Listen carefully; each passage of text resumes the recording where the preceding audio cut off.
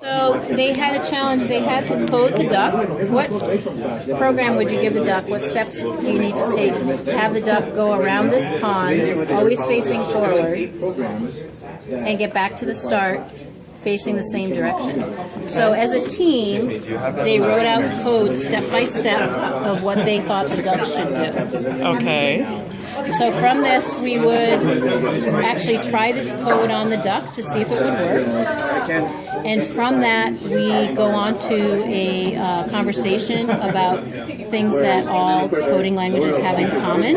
Things like repetition, which is called iteration. Okay. So we say that instead of 8 lines of code, how could you use a repeat command to make it maybe 3 lines of code? And that's where this comes from. So instead of 8 lines of code, you could actually do repeat a certain number of times this, move forward a certain number of steps, turn right a certain number of degrees. So now you've changed 8 lines of code into 3 lines of code. Why is that important? Why do we care? It's important for programming to be as concise as possible, and then we sort of brainstorm why. Why? Well, there's less chance of messing up, the less lines you type, less chance of typing something incorrectly. It's easier to read, which also means it's easier to debug, less code to go through. And this comes up again. Programmers are lazy. They, why do more work than you have to? Right? And another advantage of that, it's faster. If you can write 3 lines instead of 8, you can do more. You can, code more games. And then they don't usually get this because it's not as big a deal as it used to be back in the day. But memory. 3 lines of code takes up less memory than 8 lines of code. It's much more efficient. So there's that reason too. And then we also talk about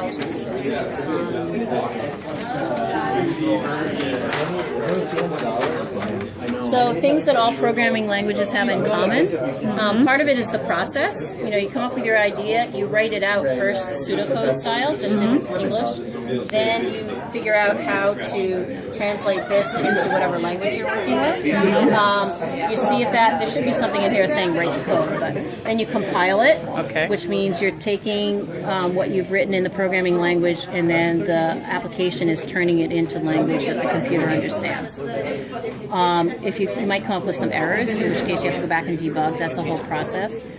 Beta testing, getting other people to test your game, because you know what your game does. You need to find out what other people know. Like, you're supposed to turn left, or you're supposed to open that chest, but maybe they don't, because you didn't give them enough clues about that.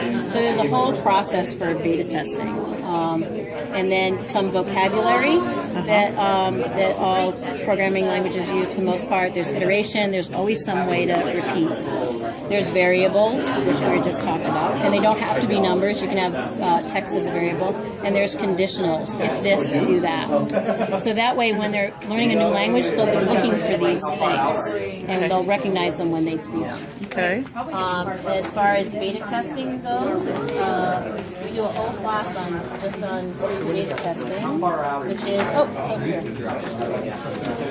It's over. Well, when they're beta testing, they're testing 2 things. They're testing the game itself, and then the mechanics of the game. Just how do you move around inside the game. So there's 2 roles: the beta tester. First, they play to win the game, and then they play to break the game. They try everything, seeing if they can make an error happen.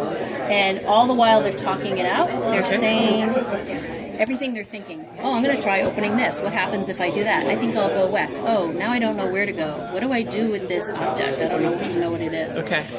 The author of the game silently, very important, silently observing and listening to the beta tester. Okay. Take notes as you go along. Directed towards how you can improve your game. Okay. It's very important that the author's silent here. And then it's part of this is just a short clip from the whole design process. But you build, you beta test, you keep going around and around and around, and then until you're finally ready to publish. Okay. So that's what you do. Oh, this was SAR. I'm Mary Kiang. I'm teaching summer school at Punahou, coding and game design. I usually teach at St. Andrews Priority for Girls, 6th grade math and science, and next year I'll be teaching a programming course in the high school. Are you Doug's wife? Yes, I am. He's my guy.